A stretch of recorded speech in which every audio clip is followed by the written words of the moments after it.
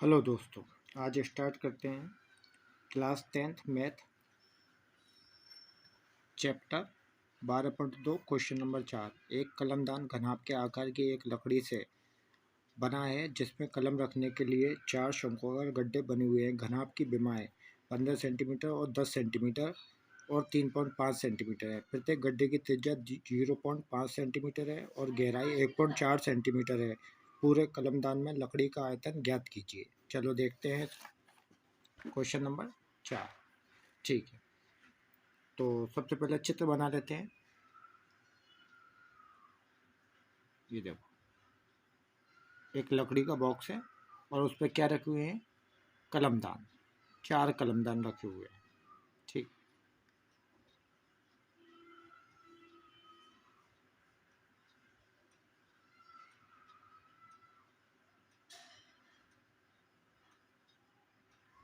चित्र बना लेते हैं।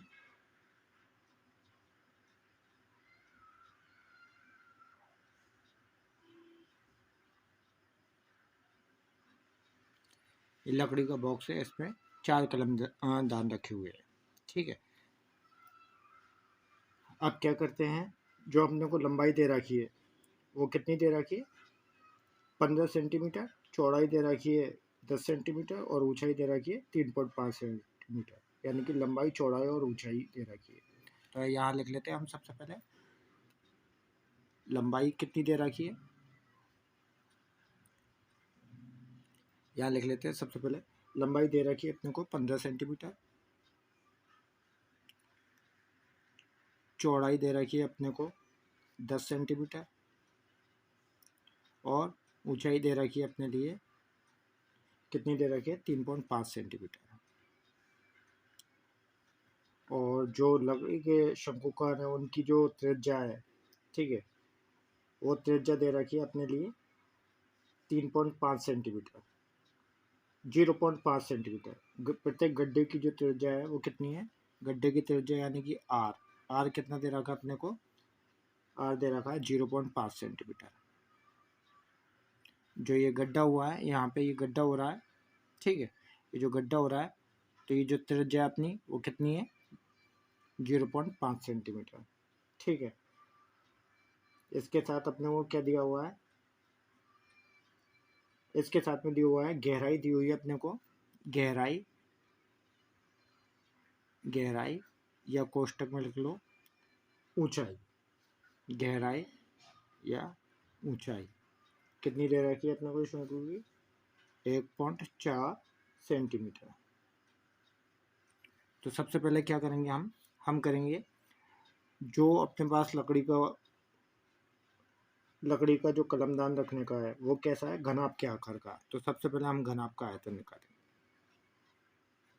घनाभ का आयतन, घनाभ का आयतन निकालेंगे तो घनाभ के आयतन का सूत्र है लंबाई इंटू चौड़ाई इंटू ऊंचाई। ठीक है, लंबाई इंटू चौड़ाई इंटू ऊंचाई। लंबाई 15, 10 और 3.5, तो 15 इंटू 10 इंटू 3.5। आपस में गुना करो, 15 को 10 से गुना करो 150 और 150 को 3.5 से गुना करेंगे। ठीक है, तो गुना करेंगे, देखो 150 से गुना करेंगे तो देखो 0 तो यहाँ पहले रख लेंगे। 15 से गुना करेंगे, 15 5 75, 75 का 5 का असलाई 7, 15 3 45, 15 3 45, 45 और 7 52, यानी कि 5250। लेकिन एक संख्या के बाद पॉइंट है, इसलिए यहाँ पॉइंट लगाया, तो अपने पास क्या आया? 525। क्या आया? 525 सेंटीमीटर। तो यहाँ लिखेंगे 525 सेंटीमीटर और आयतन निकाला तो क्यूब, सेंटीमीटर क्यूब। ठीक है, अब अपने पास गड्ढे कितने दे रखे? 4 शंकुकार गड्ढे हैं। कितने गड्ढे हैं? क्वेश्चन में बोल रखा है अपने से कि पूरे कलमदान में लकड़ी का आयतन ज्ञात कीजिए, जबकि 4 शंकुकार गड्ढे बने हुए हैं। तो सबसे पहले हम क्या करेंगे? एक शंकु का आयतन, एक शंकुकार गड्ढा है तो एक शंकु का आयतन अब निकालेंगे हम। एक शंकु का आयतन तो एक शंकु के आयतन का सूत्र होता है 1/3 pi r square h, 1/3 pi r square h. अब इसको सूत्र में रखते हैं, 1/3 इंटू पाई का मान कितना है 22/7 इंटू आर का मान कितना दिया हुआ है 0.5। तो यहाँ लिखेंगे 0.5 इंटू 0.5 क्योंकि आर स्क्वायर है। एच कितना दिया हुआ है अपने को, एच ऊंचाई 1.4 इंटू 1.4। ठीक है, अब इसको हल करेंगे 1/3 इंटू देखो 22/7 देखो इंटू 5 को 5 से गुना करेंगे तो 5 को 5 से गुना करेंगे आएगा 25, लेकिन पॉइंट कितने संख्याओं के बाद लग रहा है, एक और एक, दो संख्याओं के बाद। कितनी संख्याओं के बाद पॉइंट लग रहा है, दो संख्याओं। 5 को 5 से गुना करेंगे तो आएगा 25, लेकिन पॉइंट एक और एक दो, तो एक और एक दो, तो यहाँ पॉइंट लगाएंगे और यहाँ लिख देंगे 0। फिर किससे गुना करेंगे 1.4 से। ठीक है, इसके बाद क्या करेंगे 22 को 1 से गुना करेंगे 22 एकम 22 और 7 को 3 से गुना करेंगे 7 तिया 21 इंटू 1.4 को 0.25 से गुना करेंगे तो करो 1.4 यानी कि 14 मान लो। अभी इसको 14 का पहाड़ा इतनी बार बोलो। ठीक है, 14 पंजे 70, 70 की 0 असलाई 7, 14 दूनी 28, 28 और 7 35, 35 का 5 का असलाई 3। अब पॉइंट कितनी संख्याओं के बाद है, एक संख्या ये रही, 1 2 और एक ये 3, तो 1 2 3 यानी कि 3 संख्याओं के बाद पॉइंट यानी कि 0.350। ठीक है, 0.350 ये एक शंकु का आयतन। अब इसको 22 से गुना करेंगे, चलो 22 से गुना करो तो देखो 22 को 0 से गुना करेंगे 0, 22 पंजे 110, 110 की 0 हासिलाई 10, 22 दूनी 44, 22 तीस 66 और 10 76। कितनी संख्याओं के बाद पॉइंट है, 1 2 और एक 3, तो 1 2 और एक ही 3 यानी कि 7.600 और नीचे क्या आ जाएगा 21। ठीक है, ये एक शंकु का आयतन है, एक शंकु का आयतन। अपने को क्वेश्चन में कितना दे रखा है, 4 शंकुओं का आयतन कितना दे रखा है, तो यहाँ लिखेंगे 4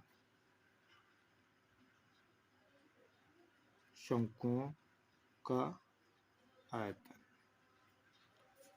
तो ये एक शंकु का है तो इसको किससे गुना कर देंगे 4 से, 4 इंटू 7.600 बटे में 21 करो 4 से गुना। देखो 0 की 0, 4 को 0 से करेंगे 0 की 0, 4 छिक्की 24 का 4 का असलाई 2, 4 7 28 और 2 30। अब देखो पॉइंट कितनी संख्या इनके बाद है, 1 2 और एक 3, 1 2 और एक ये 3, तो यहाँ पॉइंट लगाया तो आया मेरे पास में 30.400। इसमें भाग देते हैं 21 का, 21 का भाग देंगे क्या आएगा, देखो 21 का भाग दो, 21 का भाग देंगे तो देखो 7 से काट लेते हैं, 21 का भाग दे लेते डायरेक्ट, 21 से कम 21, 21 से कम 21, कितने बचे यहाँ से 9, 9 के आगे क्या है, कितने बचे 9, 9 में भाग जाएगा नहीं, कितना बचे मेरे पास में 9, 9 में भाग जाएगा नहीं, तो क्या करेंगे 9 में भाग नहीं जाएगा तो उसके लिए क्या करेंगे, चलो ऐसा करते हैं इसको यहीं छोड़ देते हैं, 3 से काट लेते हैं क्योंकि ज़्यादा लंबा हो रहा है ना, तो 3 से काट लेते हैं या 7 से काट लेते हैं।